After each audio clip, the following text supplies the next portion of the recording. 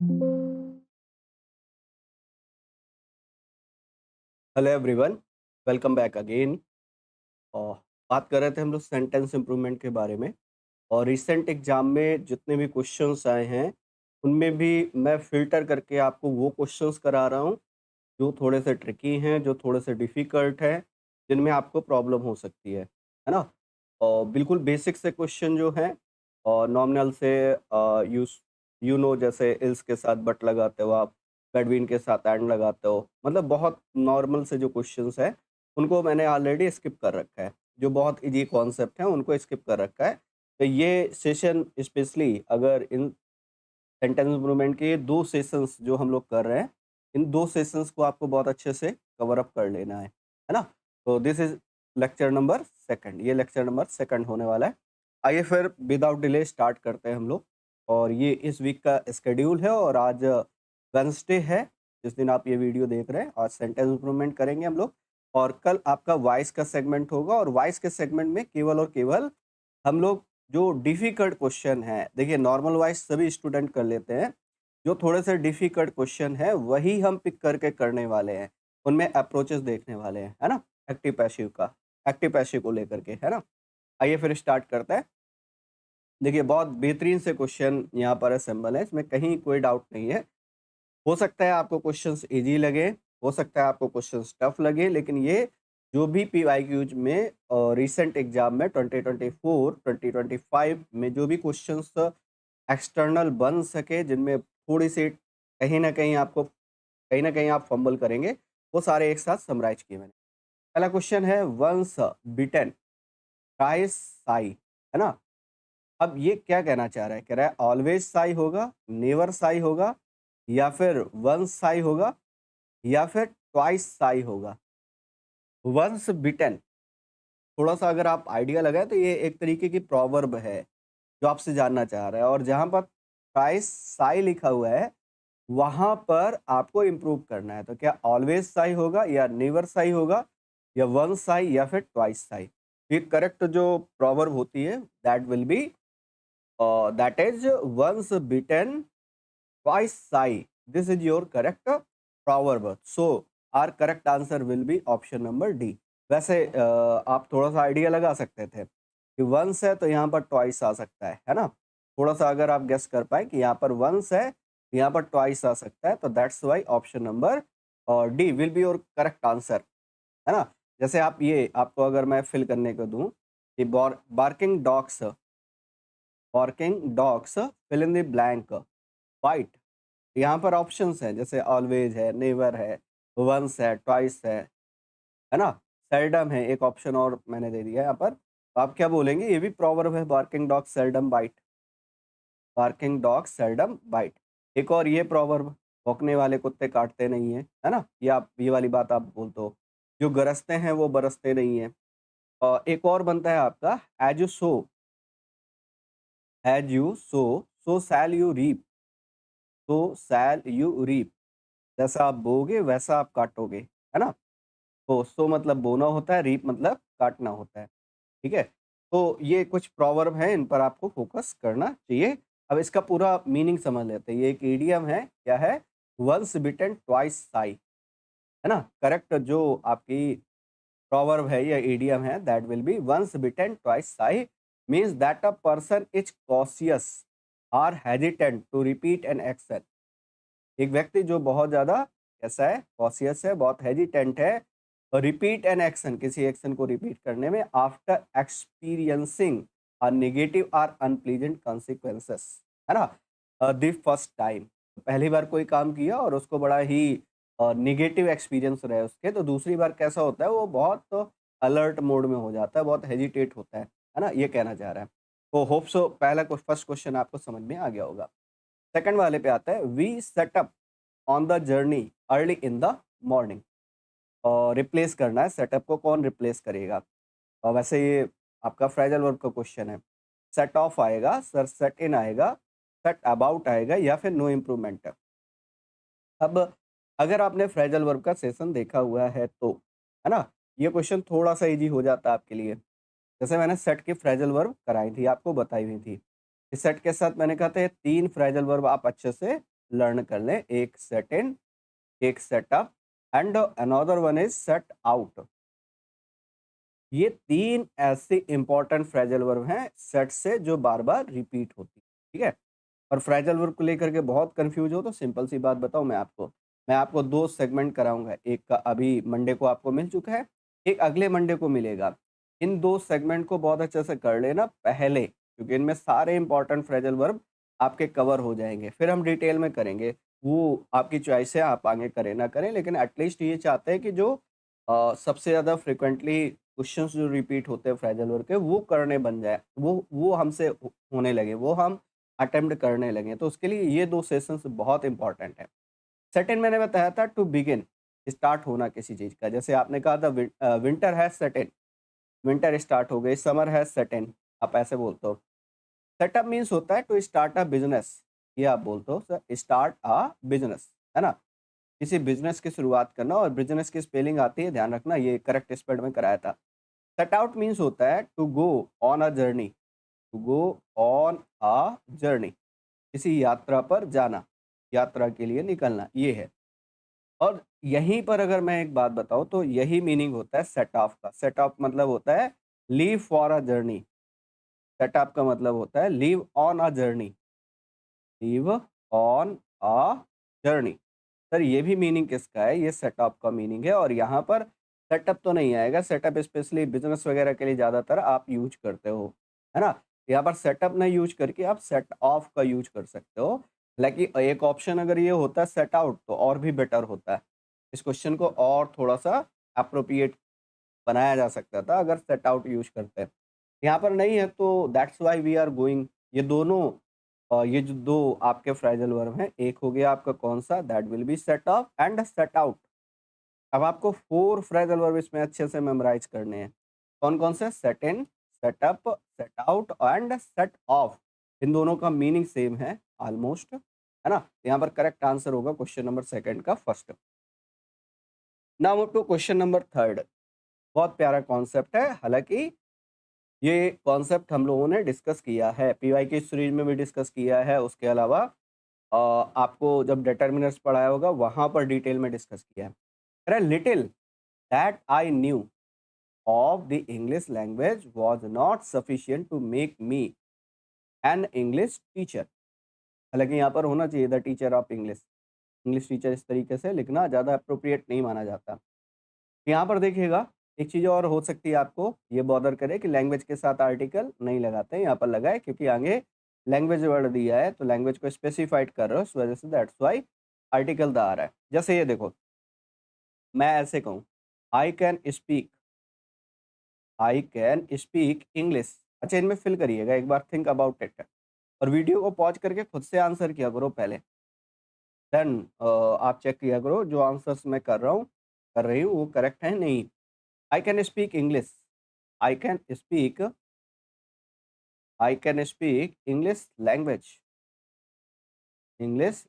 तो usually language के name के साथ हम आर्टिकल का यूज नहीं करते हैं।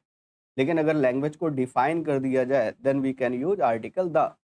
और जैसे there is no article, there is no need of article, है ना?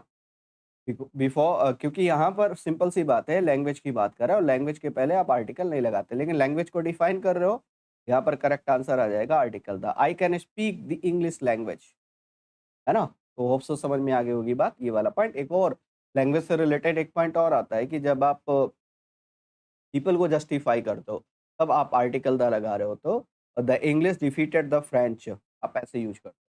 फिलहाल यहाँ पर ये जानना चाह रहा है लिटिल के प्लेस पर क्या आएगा, so little, a little, the little, या फिर very little. You know very well कि लिटिल मीन्स होता है ना के बराबर, almost nothing. A little means होता है थोड़ा कुछ, है ना? सम का मीनिंग देता है। द लिटिल मीन्स होता है जो भी है, जितना भी है, पूरा का पूरा, है ना?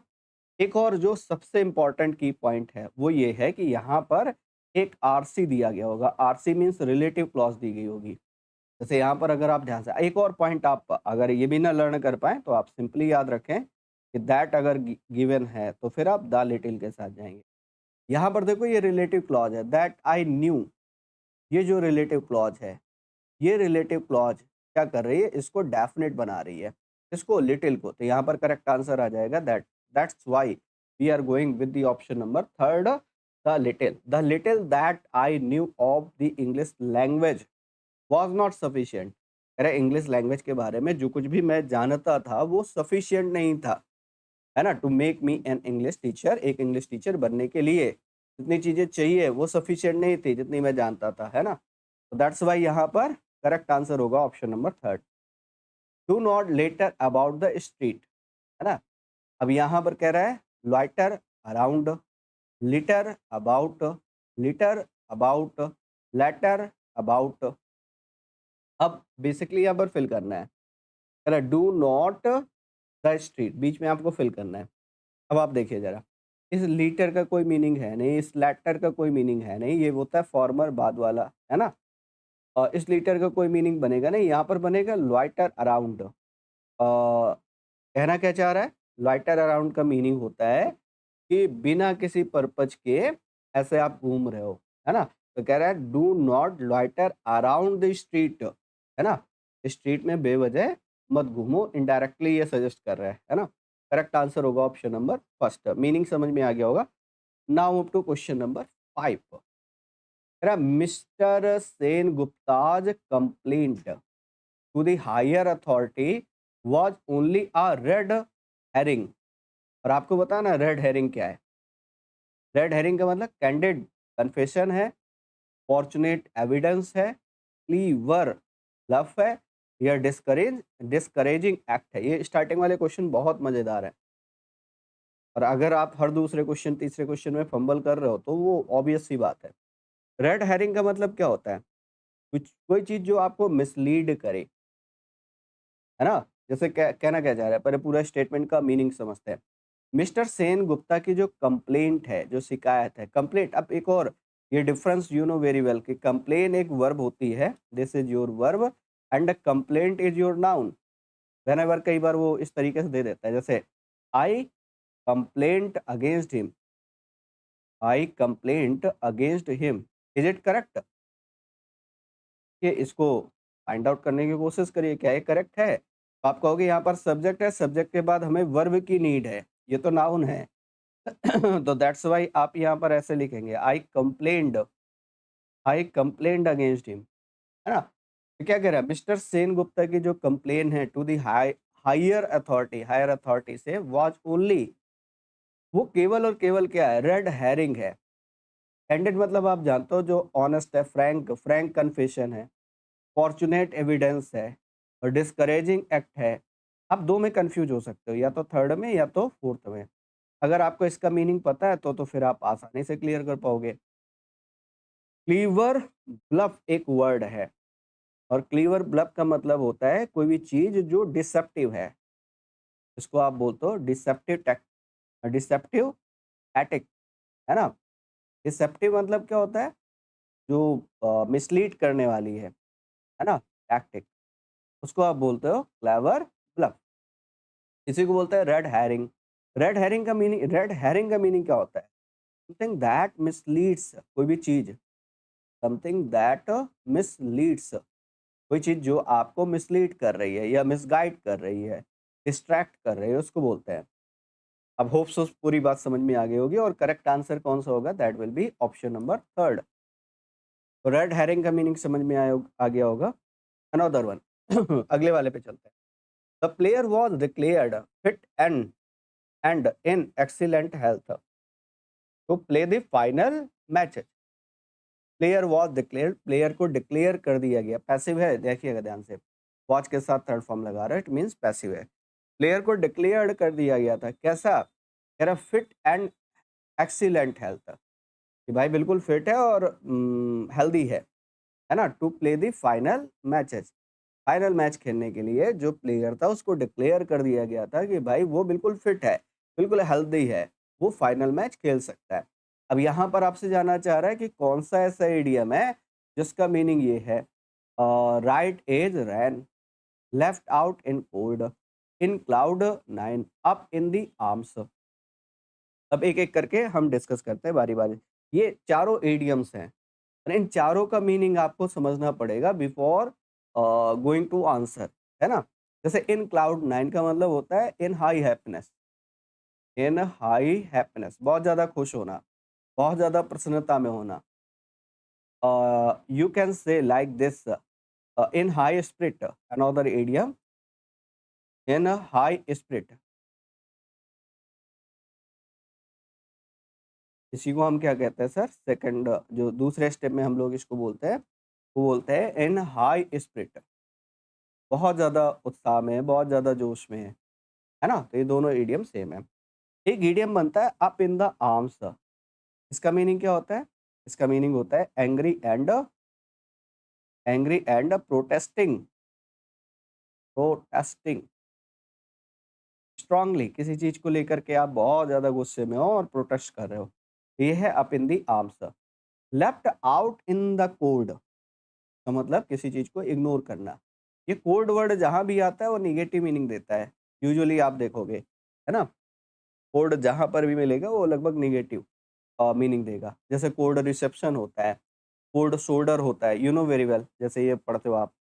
कोल्ड रिसेप्शन का मतलब कैसा हो गया? कैसा अभिवादन कर रहे हो आप? वार्म वेलकम नहीं कर रहे हो।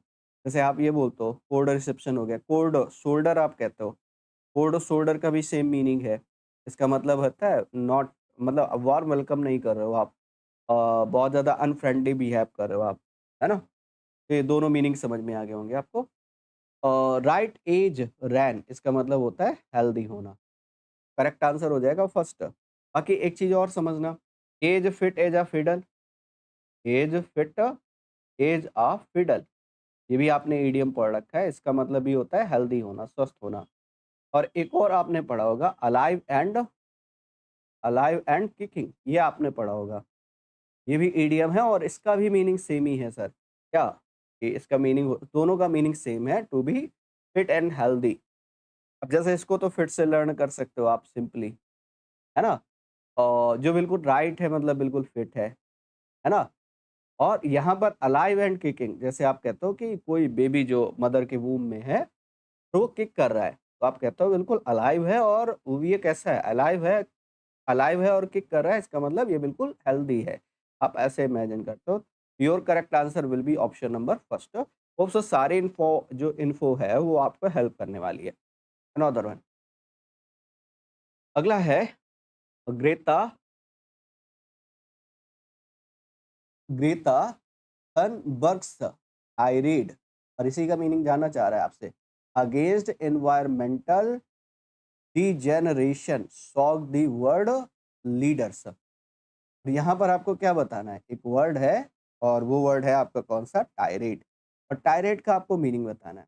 What is the meaning of tirade, ये जानना चाह रहा है आपसे, है ना? तो पहले तो एक बात मैं आपको बताता हूँ, दो पॉइंट आप ध्यान सुनिएगा।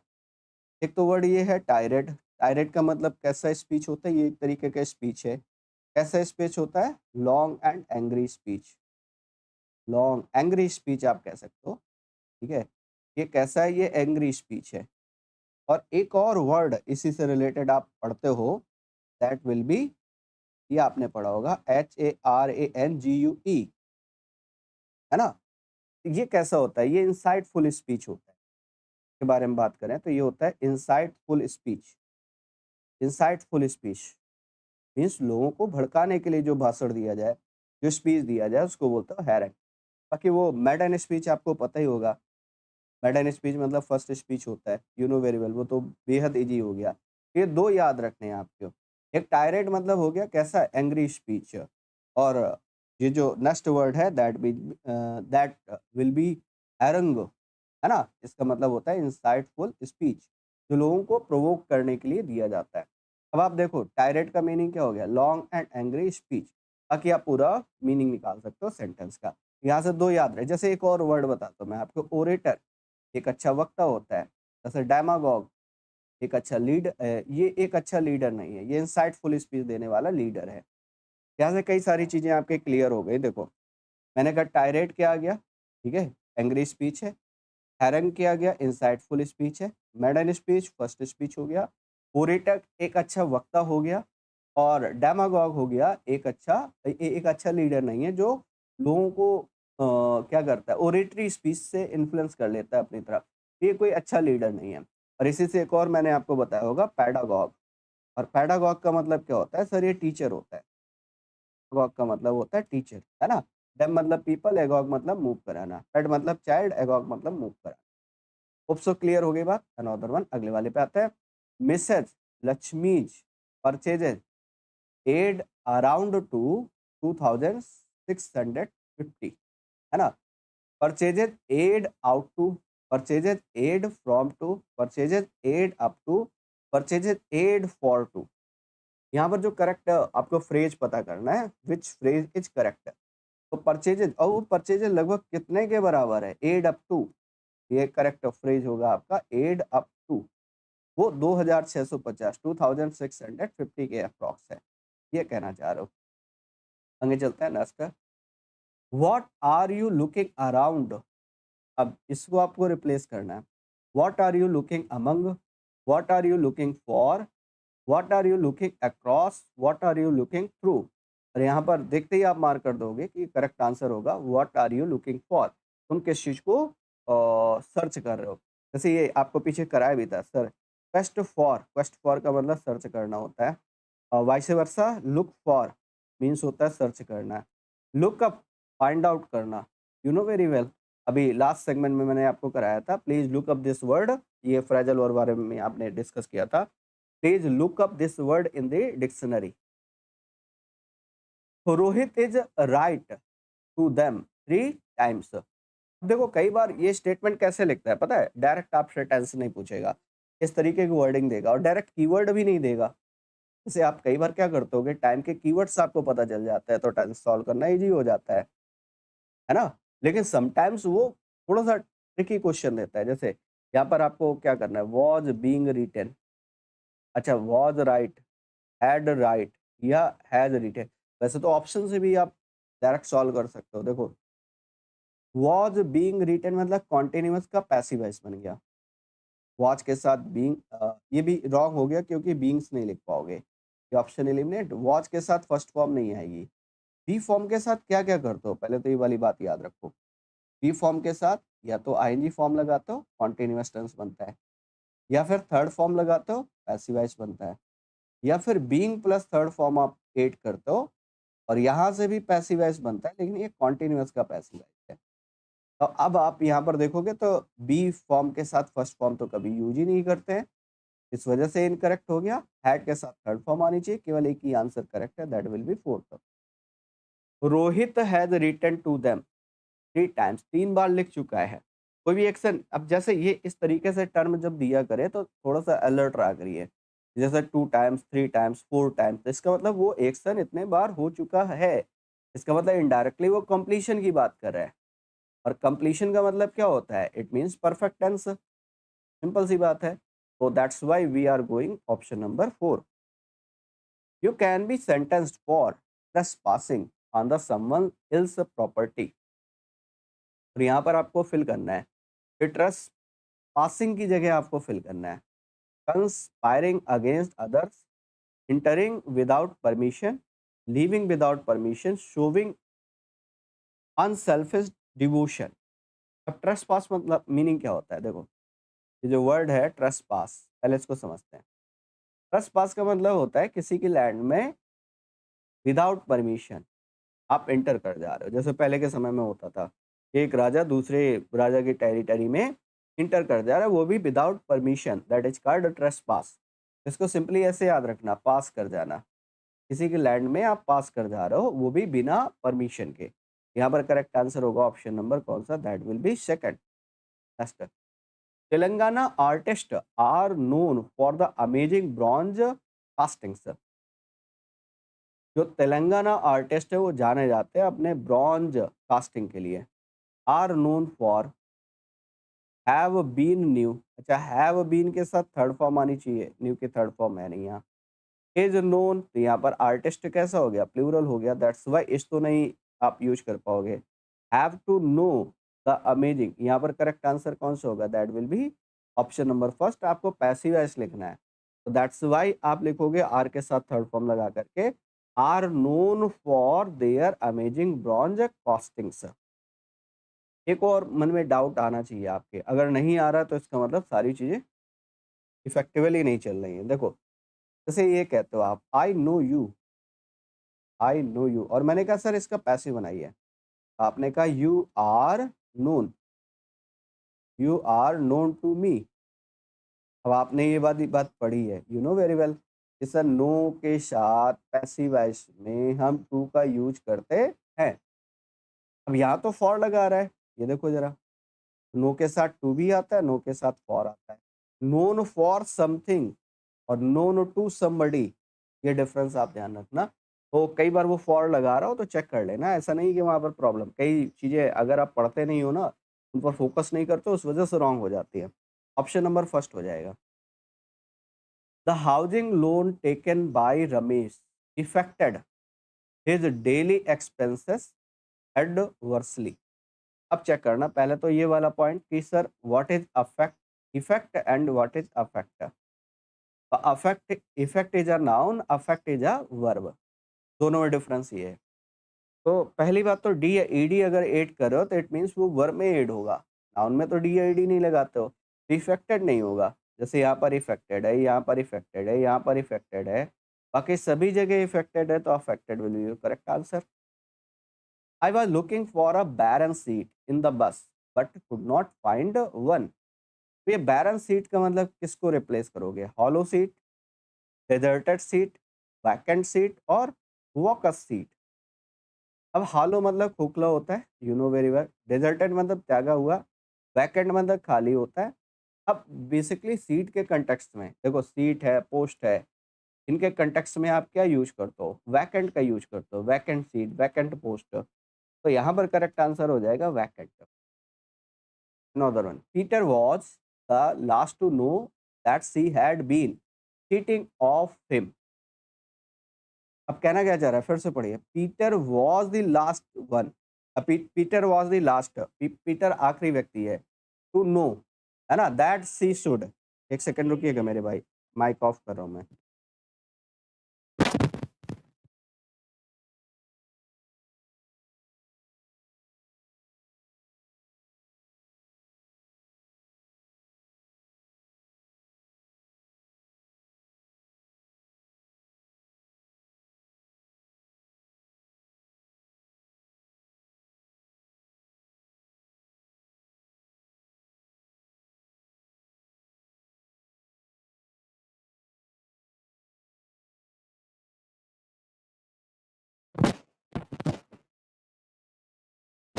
चलिए वापस आते हैं। कह रहा है Peter was the last, Peter आखिरी व्यक्ति था, है ना, correct, to know that she had been cheating. और यहाँ पर आपको फिल करना है of him, in him, of him या फिर ऑन हिम। अब यहाँ पर अगर देखोगे तो मेनली जो डाउट होगा आपका वो प्रपोजिशन पर होगा, है ना, और यहाँ पर करेक्ट आंसर होगा ऑप्शन नंबर डी। पहली बात तो चीट ऑफ नहीं लिखोगे, चीटिंग ऑफ, है ना, उसका रीजन एक सिंपल सा आप समझ लीजिए। यहाँ पर करेक्ट आंसर हो जाएगा चीटिंग ऑन हिम। पीटर आखिरी था to know that she had been cheating on him, उस पर वो चीट कर रही थी, ये कहना चाह रहा है। तो इनडायरेक्टली ऑप्शन नंबर कौन सा होगा? That will be D.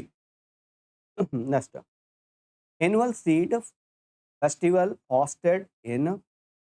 अच्छा, यहाँ पर देखो कहाँ पर प्रॉब्लम आ रही है, बस मैं डायरेक्ट ऑप्शन पर ले चल रहा हूँ आपको। यहाँ पर पहले तो नॉलेज लिख रहा है, यहाँ पर ऐसे देखिए नॉलेज लिख रहा है, नॉलेज के पहले आप क्या लिखोगे? ट्रेडिशनल, ट्रेडिशनली, ट्रेडिशन, है ना, इसके साथ जाओगे आप। तो पहली बात तो ट्रेडिशन नहीं लिख पाओगे, क्योंकि ये नॉलेज नाउन है तो यहाँ पर एडजेक्टिव चाहिए, और ट्रेडिशन क्या हो गया? नाउन। ट्रेडिशनल क्या हो गया? एडजेक्टिव। ट्रेडिशनली क्या हो गया? एडवर्ब। एडवर्ब भी नहीं आएगा। अब दो ऑप्शन पर आप आ गए, या तो ए होगा या तो डी होगा, नो इम्प्रूवमेंट होगा, या फिर फर्स्ट होगा। अब आगे से देख लो, अब यहाँ पर प्रमोट्स आएगा या प्रमोट आएगा, वो देखना है आपको। प्रमोट्स आएगा या प्रमोट आएगा, आप किसके लिए यूज करो? The annual seed festival hosted in, है ना, ऑरोविले। अब प्रमोट, अब ये सब्जेक्ट जो एक्चुअल जो सब्जेक्ट है वो ये है द एनुअल सीड फेस्टिवल, और ये कैसा है? ये सर सिंगुलर है, ये कैसा है? सिंगुलर है, that's why we are going with the option number first. Next, UNICEF bids. एक चीज और मैं आपको कंफर्म कर दूं, क्या आप सोचते हो ना कि सीधे सीधे जो कॉन्सेप्ट मिल जाएंगे पढ़े पढ़ाए, उन्हीं पर बेस्ड डायरेक्ट क्वेश्चन मिल जाएगा तो बड़ा करना इजी हो जाएगा। अब मैं आपको इन्फॉर्म कर दूं कि अगर आप रिसेंट एग्जाम पैटर्न देखोगे ना तो थोड़े से क्वेश्चंस चेंज करके दे रहा है। ऐसा नहीं कि डायरेक्ट आपने पढ़ रखा है कि फ्रॉम के साथ टू का यूज करोगे, इल्स के साथ बट का यूज करोगे, वैसे क्वेश्चन कंपेरेटिवली अच्छे लेवल में नहीं मिलेंगे, है ना, वो थोड़ा सा ट्रिकी देगा फिर। यूनिसेफ बिड्स, यूनिसेफ सिंगुलर है, बिड्स लगा रहा है, partnerships across the global community on accelerate gender equality. अब क्या कहना चाह रहा है, कह रहा है यूनिसेफ जो है वो बिल्ड करता है, क्या बिल्ड करता है, पार्टनरशिप को अक्रॉस द ग्लोबल कम्युनिटी, है ना, पूरे पूरे जो ग्लोबल कम्युनिटी है उस पर वो पार्टनरशिप बिल्ड करता है। और क्या करने के लिए, यहाँ पर आएगा टू एसलेट ना कि ऑन एसलेट, जैसे यहाँ पर वित्त लिख रहा है। और वैसे भी आप चेक करो ना, अगर ऑन लगा रहे हो तो यहाँ पर you can use gerund after preposition, या एसलेटिंग होना चाहिए, विथ के साथ भी एसलेटिंग होना चाहिए। ये सारे ऑप्शन एलिमिनेट हो गए, करेक्ट ऑप्शन कौन सा हो गया, that will be third, to एसलेट। Had you been to Dubai I would also go with you. अब हैड के साथ थर्ड फॉर्म, ये तो आपको पता होगा कि सर ये कंडीशनल का इन्वर्जन वाला सेंटेंस है ना। यू नो वेरी वेल कि जैसे सपोज दैट आप ऐसे इसको डिफाइन करते हो, if plus subject plus had plus verb की third form, then another clause is like that would plus have plus verb की थर्ड फॉर्म, कुछ इस तरीके से डिफाइन करोगे। लेकिन जब इसका इन्वर्जन लिखोगे तो इसको हाइड करोगे और हैड पहले आएगा, तो हैड प्लस सब्जेक्ट, बाकी स्टेटमेंट नेक्स्ट अनदर स्टेटमेंट कैसे होगा, वुड हैव के साथ वर्ब की थर्ड फॉर्म का यूज करोगे। यहाँ पर देख लो जरा, सेल नहीं आएगा क्योंकि ये पास्ट में, विल नहीं आएगा सिंस ये पास्ट में, और वुड के साथ हैव आना चाहिए, ये भी इनकरेक्ट हो गया, करेक्ट आंसर हो गया D. I will take 2 hours to walk across the forest. दो चीजें मैं बता रहा हूँ आपको। एक तो ये देखिए सिंपल से, एक तो पहले फिगर आप समझ लो। देखो जैसे कोई पाइप है, पाइप में वहाँ यहाँ से वाटर एंटर हो रहा है, यहाँ से एग्जिट हो रहा है, यहाँ से एंटर हो रहा है, यहाँ से एग्जिट हो रहा है। ये जो फिगर है वो थ्रू का फिगर है, ये क्रॉस का फिगर नहीं है। ठीक है, पहली बात। जैसे आपने कहा water is running through the pipe, जैसे आपने कहा कोई टनल है, टनल से होकर के कोई ट्रेन जा रही है, ये भी एग्जाम्पल किसका, थ्रू का। एक्चुअली यहाँ पर 3D 3 डायमेंशनल फिगर बन जाता है ना, एल बी एस तीनों पॉसिबल हो जाती हैं, एल बी और एस तीनों पॉसिबल हो जाते हैं, 3 डायमेंशनल बन जाता है, that's why we are going with through. एक तो ये हो गया। दूसरा एक और, कि जब भी ये फॉरेस्ट से जाने की बात करें तो वहां पर क्या यूज करोगे आप, अक्रॉस नहीं, थ्रू, थ्रू द फॉरेस्ट आप लिखोगे, थ्रू द मार्केट लिखोगे आप। इस तरीके के एग्जाम्पल्स पढ़ने से बेहतर क्लियर हो पाते हैं। तो आपने कहा it will take 2 hours to walk, across की जगह पर क्या आना चाहिए sir, through, through in the place of across. He lived on the bank of mighty river, ये बढ़िया क्वेश्चन है। ठीक है, broad and deep that have always silently rolling on to a vast undiscovered. अब चेक करना क्या कहना चाह रहा है, he lived on the bank of mighty river, broad and deep. Broad और डीप कौन है, माइटी रिवर, रिवर के लिए आपको लगाना है ना। यहाँ पर दैट तो नहीं आएगा पहली बात, क्योंकि दैट, अब दूसरा एक और आप डिफरेंस समझ सकते हो कि रिवर मतलब माइटी रिवर सिंगुलर है ना, तो वर नहीं आएगा, ये लो वर नहीं आएगा, ये लो एच के साथ तो ये लिख नहीं पाओगे, आईएनजी फॉर्म आगे, ये भी एलिमिनेट हो गया, करेक्ट आंसर एक ही बच गया, दैट विल बी सेकंड। अब पूरा एक बार गो थ्रू कर लेते हैं, देखें। ही lived on the bank of a mighty river, सही है, वो माइटी रिवर के किनारे रहता है, ब्रॉड एंड डीप दैट, और दैट वाज साइलेंटली रोलिंग। अब हैव के साथ आईएनजी तो लगा नहीं पाओगे, हैज के साथ आईएनजी फॉर्म यूज नहीं करते हो, और रिलेटिव प्रोनाउन वर्ब डिफाइन कर नहीं पाता है, यू नो वेरी वेल। ये वाला कॉन्सेप्ट तो आपने रिपोर्ट स्पॉटिंग एरर में बहुत बार मैंने कराया है कि आरपी है, आरपी के बाद वर्ब है, और वर्ब के पहले एंटीसीडेंट आता है, verb comes according to antecedent. Not according to RP, चूंकि ये डिसाइड ही नहीं कर पाएगा। तो correct answer will be option number second. I can not go out tonight because I will preparing of my interview tomorrow. अरे मैं बाहर नहीं जा सकता, I can not go out tonight, can not present हो गया, because क्योंकि, I will I will preparing, पहले तो ये इनकरेक्ट हो गया, विल के साथ आईएनजी फॉर्म नहीं आएगी। विल हैव के साथ थर्ड फॉर्म आनी चाहिए, ये भी इनकरेक्ट हो गया। हैव बीन के बाद प्रिपेयर्ड या प्रिपेयरिंग होना चाहिए। अगर एक्टिव लिख रहे हो तो ये देखिए पूरा देख लो आप, हैव के साथ आप हैव फॉर्म के साथ क्या करोगे, या तो डायरेक्ट थर्ड फॉर्म या फिर बीन प्लस आईएनजी, ये बन गया पीपीसी, परफेक्ट कॉन्टिन्यूअस। और यहाँ पर एक और स्ट्रक्चर आपका बनता है बीन प्लस वर्ब की थर्ड फॉर्म, ये पैसिव वॉइस का होता है। यहाँ पर ये भी एलिमिनेट हो गया, यहाँ पर करेक्ट आंसर हो जाएगा ऑप्शन नंबर फर्स्ट है।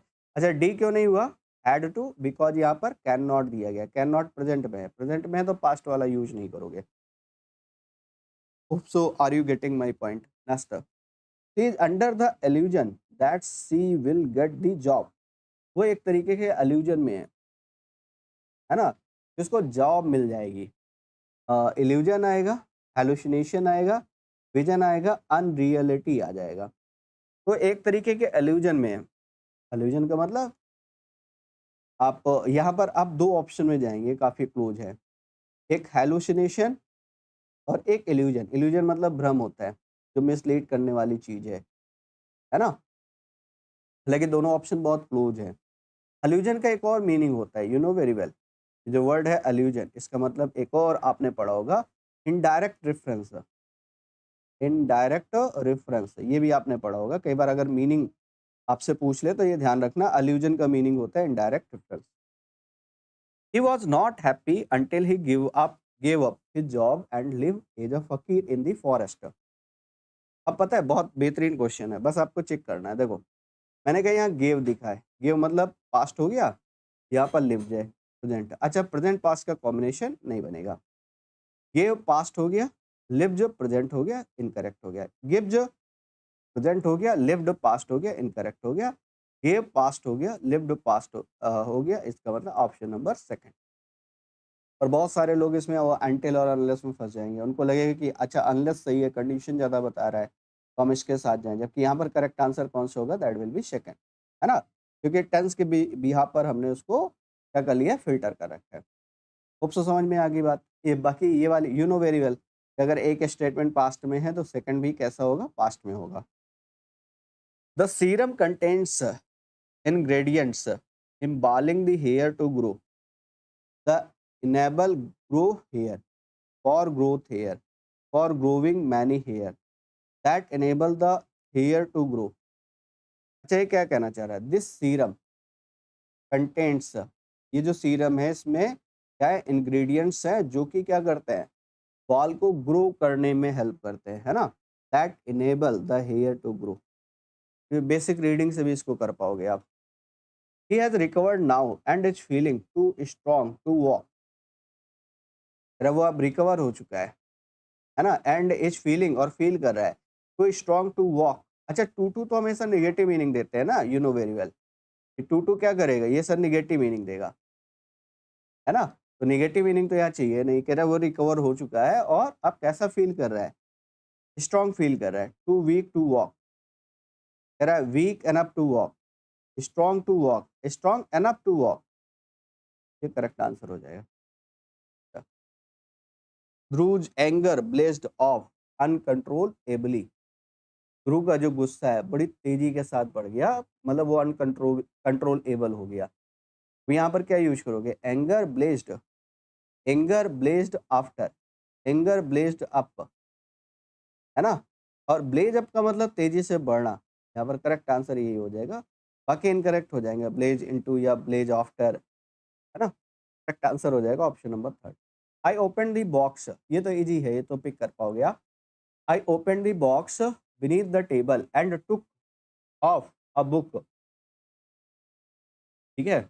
अब एक बात समझो, इसने क्या किया, इसने बॉक्स को ओपन किया, ये कहना चाह रहा है, आई ओपन द बॉक्स, मैंने बॉक्स को खोला, beneath the table and took out. Take up fly होता है, you know very well. Take up का मतलब क्या होता है? To fly. तो डिफाइन कर पाओगे आप। The sudden declaration of the war between two countries led to a disarray. यहाँ पर जानना चाह रहा है डिस अरे का मीनिंग क्या है।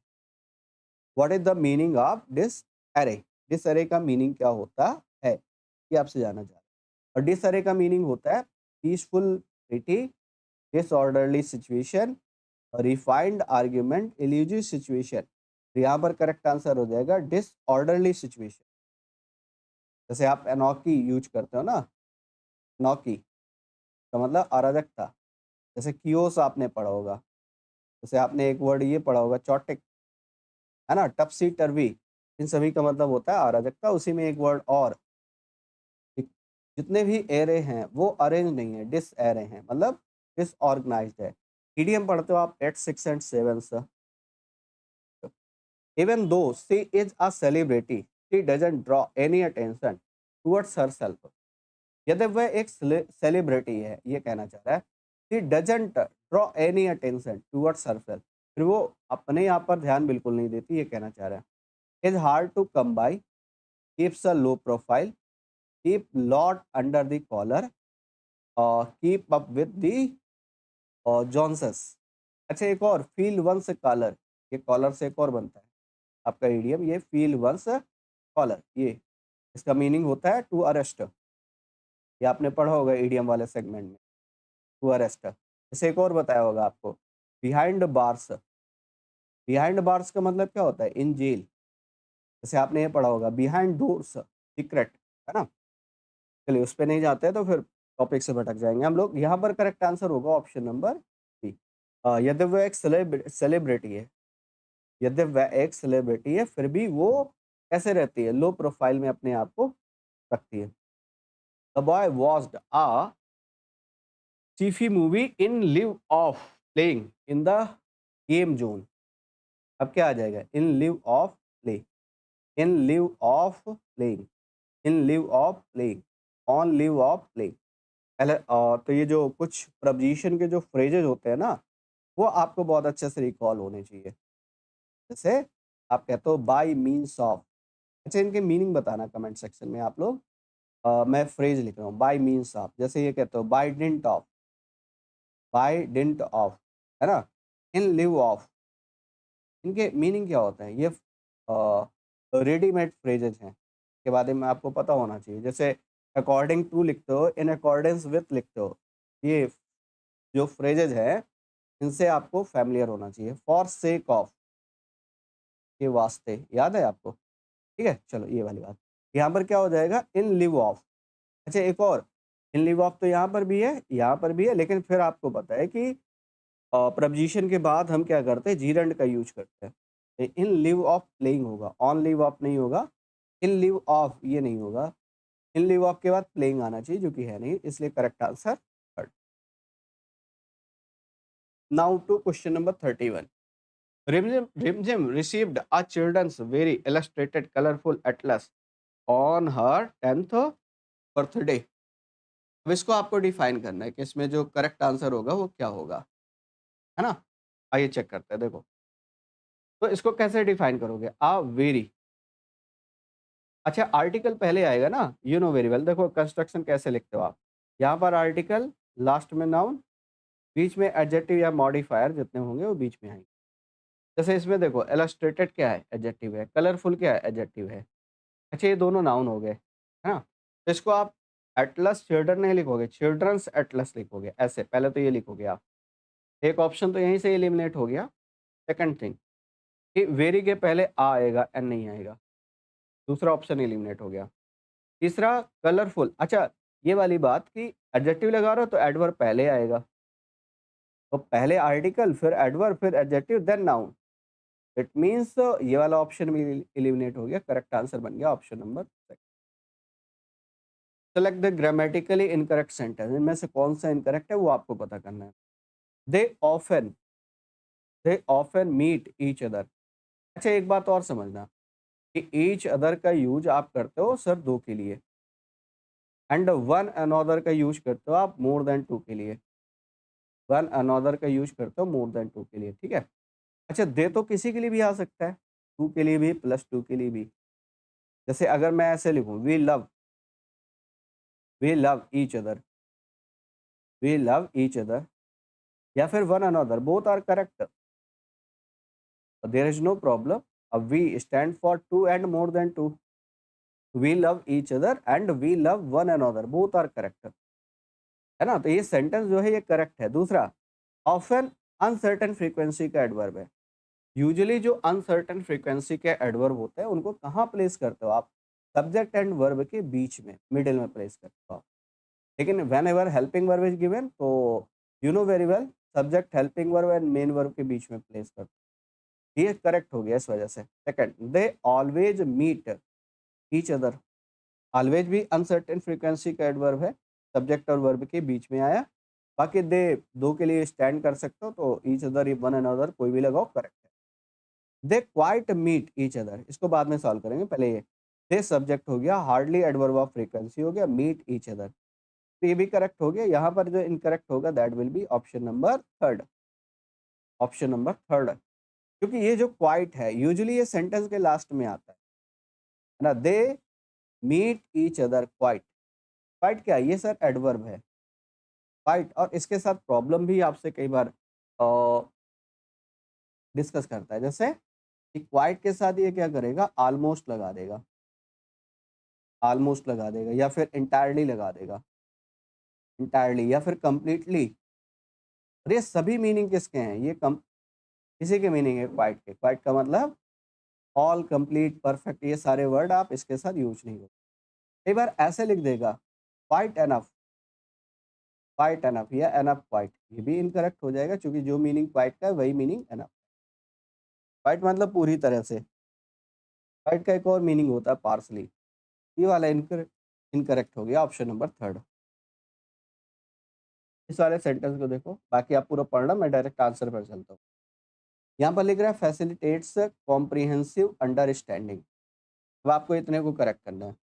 यहाँ पर कह रहा है फैसिलिटेटेड, यहाँ पर कह रहा है will have facilitated, utilises, is facilitates. जो अभी आप क्वेश्चन में ना भी जाएं तब भी आप एक दो ऑप्शन एलिमिनेट करें। इसके साथ वर्ब की फर्स्ट फॉर्म में एस एस ये यूज नहीं करोगे, ठीक है। एक ऑप्शन तो हट गया। अब बाकी के जो ऑप्शन है उनमें देखते हैं, उनको थोड़ा सा सॉल्व करने की कोशिश करते हैं। पहले तो ये आएगा अ कॉम्प्रिहेंसिव अंडरस्टैंडिंग, ये तीनों में सेम है, a comprehensive understanding, a comprehensive understanding. अब पूरा सेंटेंस पढ़ना पड़ेगा। The interdisciplinary approach utilized in this study facilitates, यहाँ पर करेक्ट आंसर ज़्यादा जो इफेक्टिव होगा that will be option number first. अब ऐसा क्यों कर रहे हैं, रीजन बताता हूँ मैं आपको। विल क्यों नहीं लगा पाओगे? क्योंकि यहाँ पर यूटिलाइज्ड दिया है, इसका मतलब पास्ट है। पास्ट है तो प्रेजेंट, तो फ्यूचर तो यूज ही नहीं कर पाओगे, प्रेजेंट यूज ही नहीं कर पाओगे, इसलिए correct answer there is no place on the bench. और ये बहुत बार अब मैंने आपको सॉल्व कराया। वैसे नाउन में आपने ये क्वेश्चन जरूर डिस्कस किया होगा। मोर स्पेस होगा, नो लाइफ होगा, मोर प्लेस होगा, नो रूम होगा। अब इसको कैसे डिफाइन करोगे सर? बहुत सिंपल है। देखो, एक रूम का मतलब कमरा होता है, जानते हो। दूसरा, room that is used for a specific purpose, that is used for a specific purpose, specific purpose, जिस चीज का यूज किसी खास पर्पज के लिए कर, जिस स्थान का स्पेशली, जिस प्लेस या स्पेस का यूज खास पर्पज के लिए किया जाए, तो उस वहाँ पर फिर प्लेस या स्पेस न लगा करके आप क्या लगाते हो? रूम लगाते हो। कह रहा there is no place on the bench, मान लो बेंच है, बेंच में चार लोगों के बैठने के लिए जगह है और चारों बैठे हुए हैं, है ना। तो आप कह रहे हो जगह नहीं है, it means no room. Hope so clear होगा, लेकिन फिर भी मैं एक दो एग्जांपल से क्लियर कर दूँ। जैसे एक क्लासरूम है और क्लासरूम में सारे बच्चे बैठे हुए हैं अपने अपने चेयर में। कोई नया बच्चा आता है तो मैं कहता हूँ इस क्लासरूम में आपके लिए जगह नहीं है, there is no room for you in this classroom. और स्पेस तो बहुत है, प्लेस तो बहुत है, ये देखो जरा, लाइनों के बीच में जो पैसेज है, वहाँ पर। आगे जो पोडियम है, जहाँ पर टीचर की स्टैंडिंग पोज़ीशन है, वहाँ पर। इसके अलावा जो फैन लगे हुए हैं, फैन और चेयर्स के बीच में, लेकिन वहाँ पर वो बैठ नहीं जाएगा, है ना? That's why option number 4। The experienced surgeon handled the delicate procedure with care and precision. अब यहाँ पर एक्सपीरियंस के लिए कौन सा वर्ड ज़्यादा बेहतर है? Seasoned, amateur, untrained, unskilled. अच्छा, एक्सपीरियंस लोग अनट्रेन्ड और अनस्किल्ड तो नहीं होंगे। अमेचर शौकिया होता है जो कोई भी काम अपने शौक के लिए करता है। सीजन्ड का मतलब एक्सपीरियंस्ड होता है और इसी के लिए वर्ड यूज करते हो वेटेरन, अनुभवी व्यक्ति जिसको कहते हो आप, है ना? करेक्ट आंसर हो जाएगा ऑप्शन नंबर फर्स्ट। अपोजिट की बात करें तो यू नो वेरी वेल, जिसमें आप नोवाइस, टायरो, नियोफाइट, कैलो। कैलो का मतलब अनुभवहीन होता है, वो भी वर्ड यूज करते हो आप। कैलो मतलब होता है inexperienced. The recent cloud burst completely dismantled the village and it's people. तो जो क्लाउड बर्स्ट हुआ, उससे क्या हुआ? ये आपसे जानना चाह रहा है। जो क्लाउड बर्स्ट हुआ है, उसने पूरी तरीके से डिसमेंटल कर दिया विलेज को और उसके लोगों को। अब ये डिसमेंटल का मीनिंग क्या है? टुक बैक, टुक अपार्ट, टुक आफ्टर, टुक अप, है ना?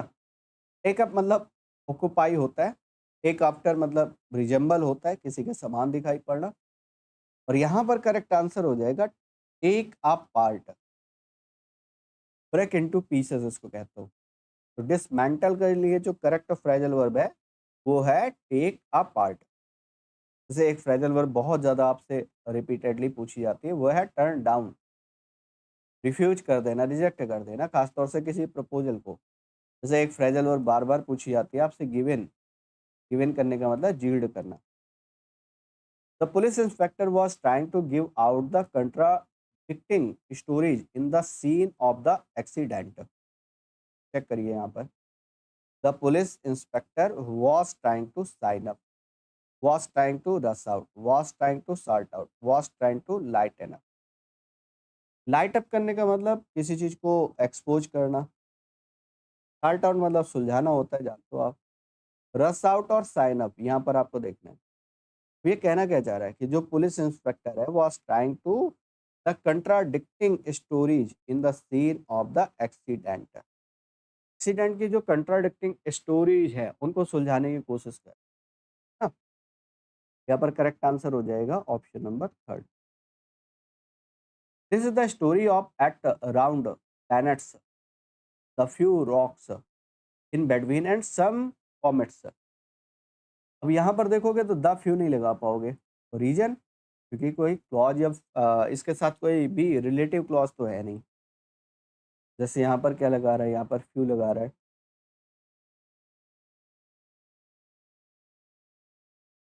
अब यहाँ पर जो करेक्ट आंसर होगा वो होगा ऑप्शन नंबर फोर्थ। क्यों? This is the story of eight round planets. Eight जो है वो राउंड प्लैनेट है, कुछ रॉक्स हैं in between and some comets हैं। यहाँ पर correct answer option number D. We shall rehearse twice before the final performance. At last we make errors in the dialogues। अब यहाँ पर आपको डिफाइन करना है और ये आपको इतने से पार्ट को आपको इम्प्रूव करना है। और we make errors, but we make errors, can we make errors, lest we make errors.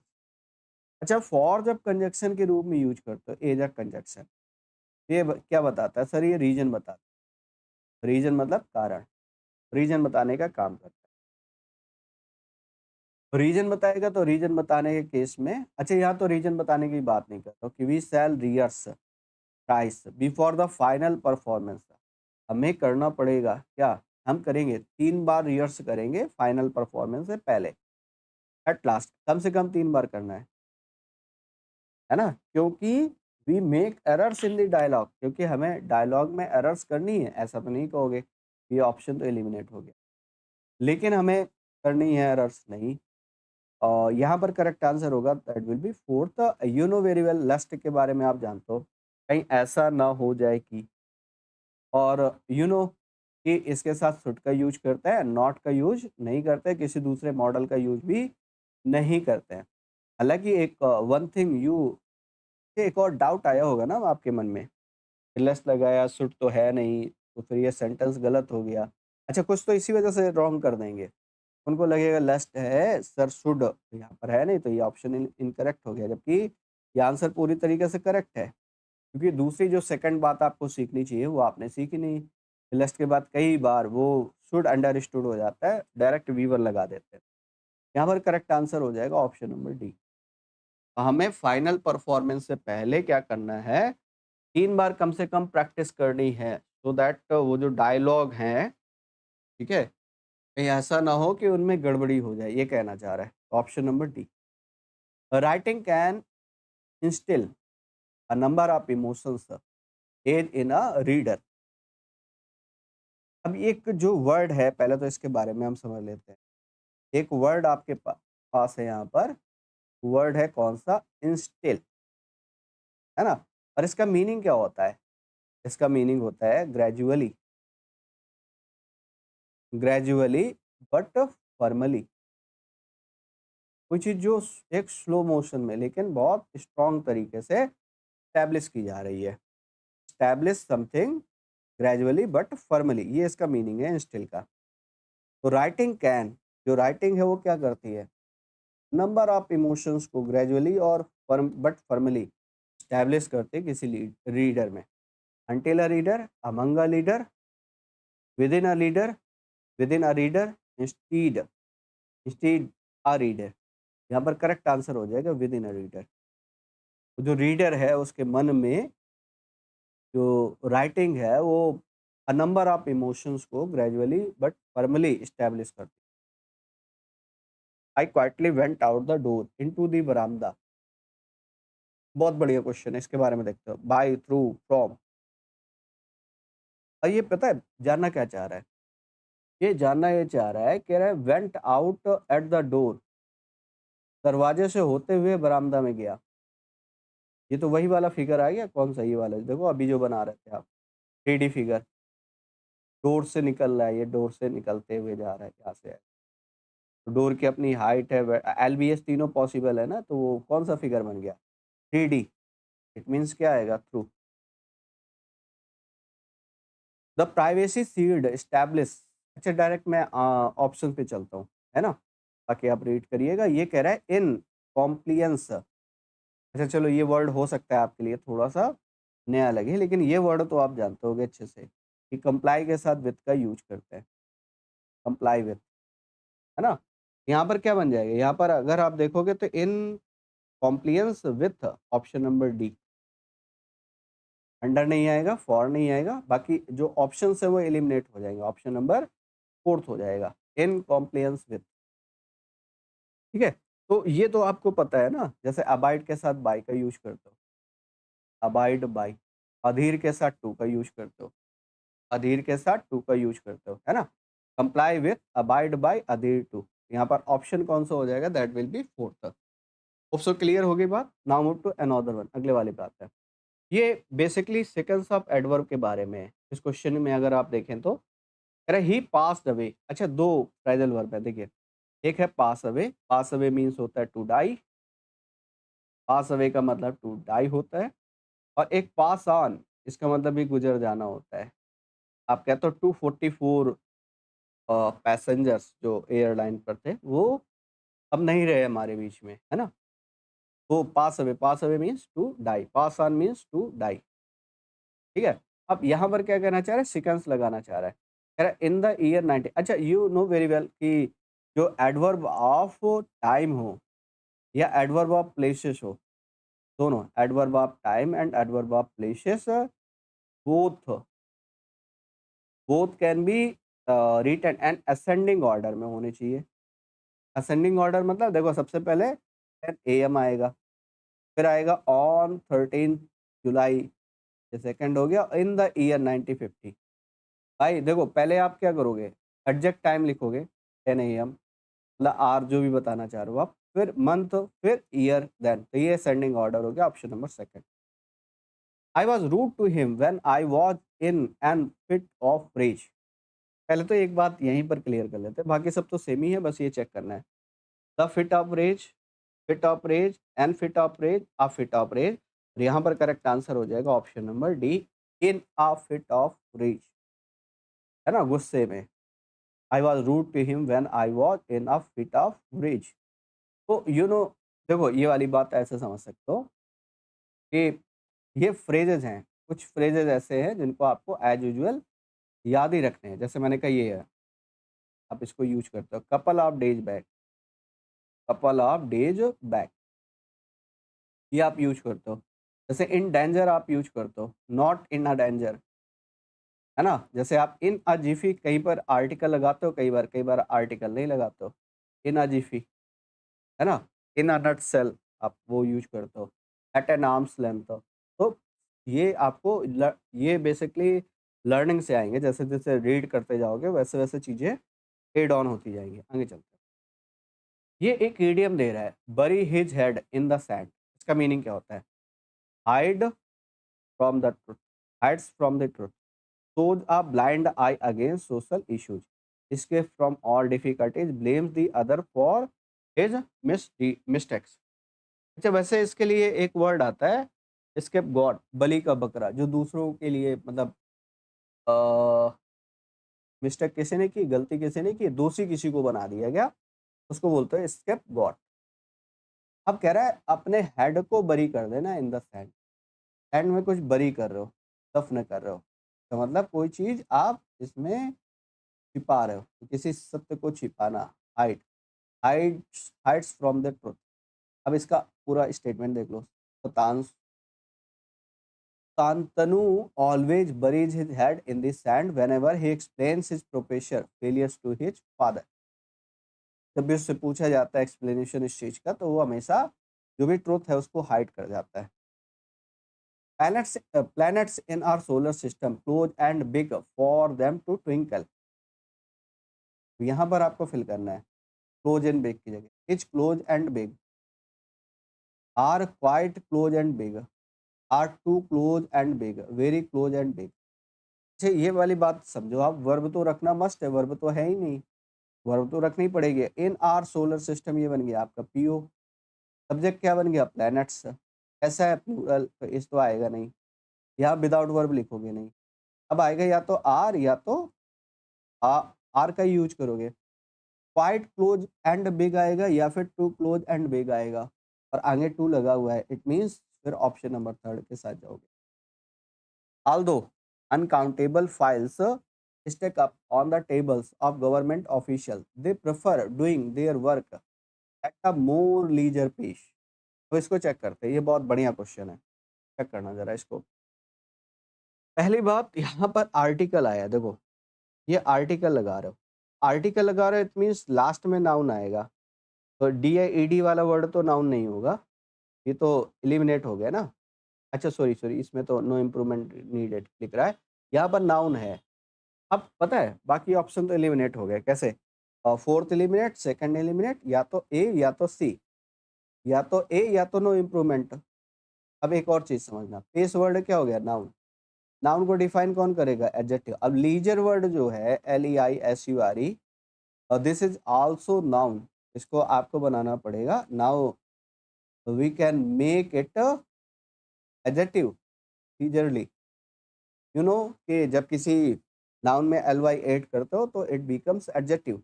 यहाँ पर करेक्ट आंसर होगा option number first, at a more leisurely pace.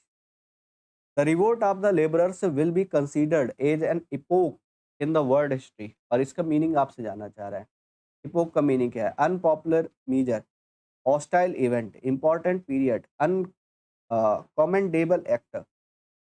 Commendable act का मतलब प्रशंसनीय कार्य जो है, इंपॉर्टेंट पीरियड आप जानते हो, हॉस्टाइल इवेंट आप जानते हो, अनपॉपुलर जानते हो।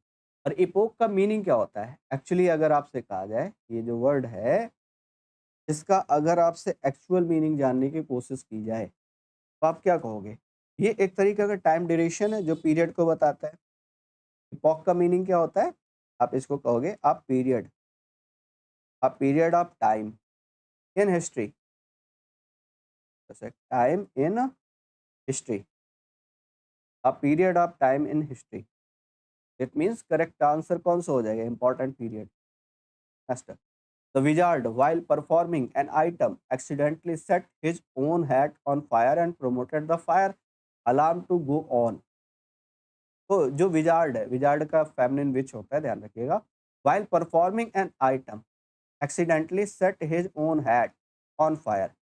अचानक से क्या किया उसने, अपनी खुद की हैट को फायर में डाल दिया एंड प्रॉम्प्टेड, तुरंत क्या हो गया, the fire alarm to go off, विस्फोट हो गया।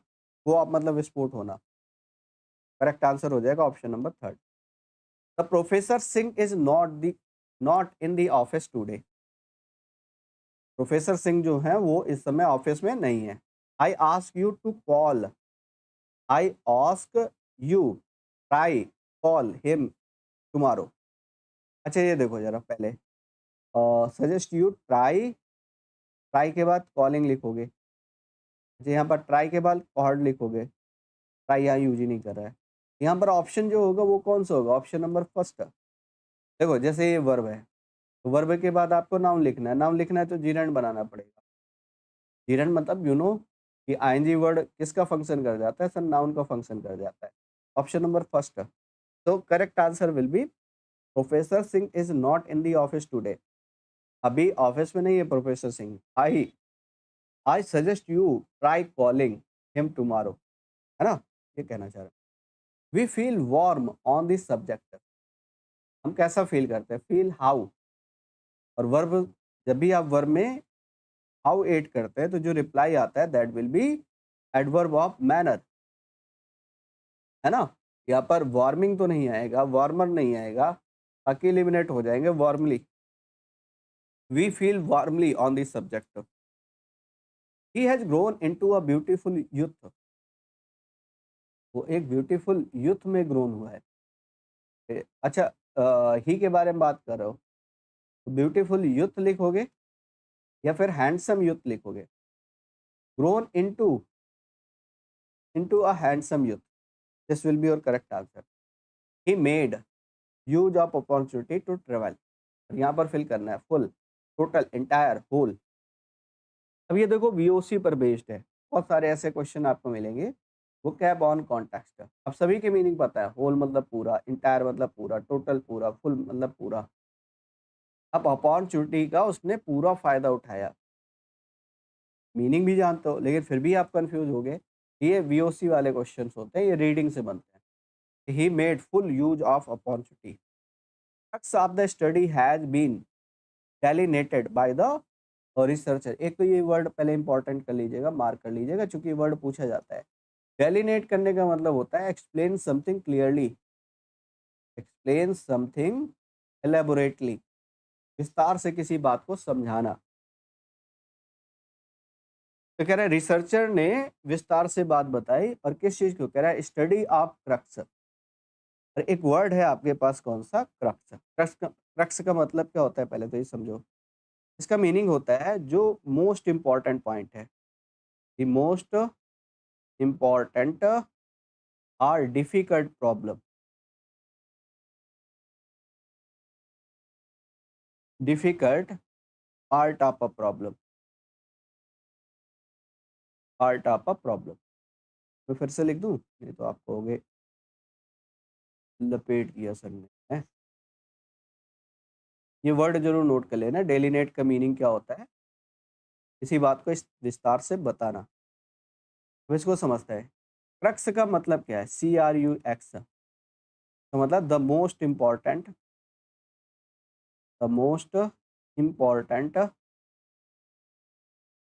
Are difficult part of problem, part of problem. अब आप इसको जरा डिफाइन करो, यहाँ पर कौन सा लग रहा है आपको, रिलेवेंट पार्ट है, फिक्स्ड लिमिटेशन है, कलेक्टेड डेटा है, या सेंट्रल पॉइंट है, मुख्य मुद्दे हैं जो इंपॉर्टेंट पॉइंट है।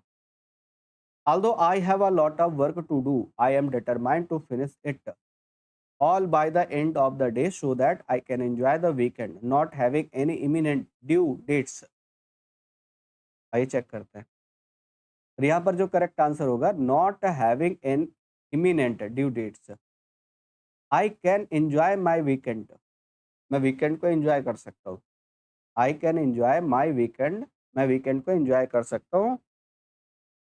क्यों? कह रहा है without any looming deadlines, not with तो नहीं लिखोगे, फिर विदाउट ही लिख लो, ज़्यादा बेहतर है। With no pending reservation, not leaving any work incomplete, यहाँ पर करेक्ट आंसर ये हो जाएगा। बाकी मैच कर लीजिएगा। बिल गेट्स फॉर्चून वॉज, और ये जो वर्ड है आपका रिक्वेस्ट, है ना, for the old age home. और बिकेस्ट करने का मतलब होता है वसीयत देना,